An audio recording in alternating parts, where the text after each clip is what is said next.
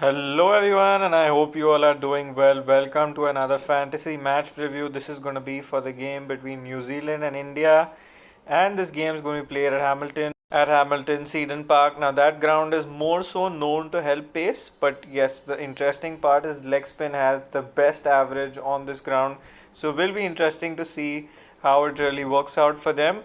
And before we get to the team, keep in mind that you join us on the Fantasy Crick Pro Telegram channel. Been a really good last few days for us.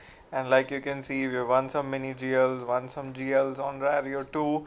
So it's been a good few days. So please do tune in there. And now let's look at the best combination we can make. So Hamilton typically, like I mentioned, is his pace. So will be interesting to see if there'll be any sort of movement up front. And if that is the case, you can take risks on openers. Dhawan has been dismissed thrice by Saudi, so will be very interesting to see how he approaches that. And while Dhawan has a decent record chasing against New Zealand, that was during his prime days. Now he is getting older, and we saw that he was slightly overawed by pace. So will be very interesting to see how he tackles that. For me, first up in the keeping section, Tom Latham and Devin Conway both were in really good touch, and Devin Conway has been a very reliable option for a while now. In fact, if you're looking at small leagues, he's an amazing captaincy, vice captaincy choice. Sanju Samson looked in good form, but he batted lower, a number or two lower than I expected him to, and hence it becomes difficult for you to pick him. Pant seems in no sort of form, only a Grand League pick. Then when you look at the batting section, Kane Williamson is a very good choice. He's a stable batter, and like we saw in the last innings, even though there was pressure of the required run rate, he did not take too many risks, which means from a fantasy perspective, he becomes a very good choice. Then we have Shubman Gill, who I think should be able to do well again.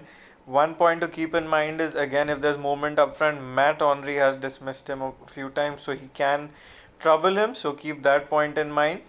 Another player that I'd like to mention is Finn Allen. In this format, did look pretty stable. I think in mini GLs he can be a very good option. And his form, while has been off, I think he did look in some decent flow in the last game. So unless there's some movement expected up front, I think you can opt for him. My other option, Shreyas Iyer in very good touch. He did ride his luck a bit in the last game, so you'll have to wait and watch and see if he is that lucky again. But have no doubt that New Zealand are going to attack him with the bouncer. So my gut feel here is that he might just succumb to that. But keeping his form in mind, does it make sense for you to drop him in small leagues? Not at all. And my last pick, Surya Kumar Yadav, I'm expecting him to do well. ODIs is yet to come good, but I think it will come soon. In the all-rounder section, like I mentioned, Spain might not get too much assistance, so I'm going to stick with Shardul Thakur if the team backs him and he is able to do well. I think he should be able to do good things even with the bat.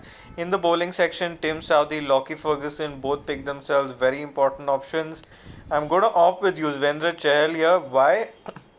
Because Chahal is that kind of guy who's able to factor in and get in some good form, especially when he requires those wickets. And like I mentioned, leg spin has a really good average on this specific ground, which means that he could have that required impact which we expect from him. Now, your last pick here, I would approach this in two ways. If New Zealand bowl first, I'll opt with Adam Mill. If there's no help up front, if there is any expectation of help, then I'll opt for Matt Henry. That is if New Zealand bowl first. While my last choice from India would be again Arshdeep Singh. If help is expected up front, else it would be Umran Malik. So I'm currently sticking with Umran Malik in this team, and then we can change it post the toss. Captaincy and vice captaincy choices, I'm going to stick with Tim Southee, especially if he's bowling first. If India bowl first, I'll go with Arshdeep Singh. Even though he didn't bowl well in the last game, I think he has some superb talent and should be able to come good. Vice captaincy for me, I'm going to look at one between Shreyas Iyer or Devin Conway. For now, I'm opting with Devin Conway for that specific slot. So this is what the setup of my team currently looks like. Do remember to hit the like button. Fantasy Crick Pro for the final teams and updates if I wake up for this game.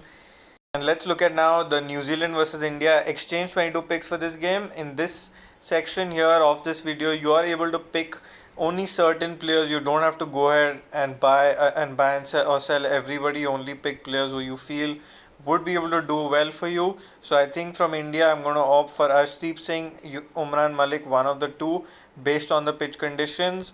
Apart from that, I don't see anyone who's too tempting. Washington Sundar plays more of a defensive role with the ball, which means he could be at a decent sell price there, especially if he's bowling first. From New Zealand, when you look at the options, Glenn Phillips, if New Zealand are batting first, I'll surely try him out. And apart from that, Adam Mill if New Zealand bowl first. So, those are my picks for this game.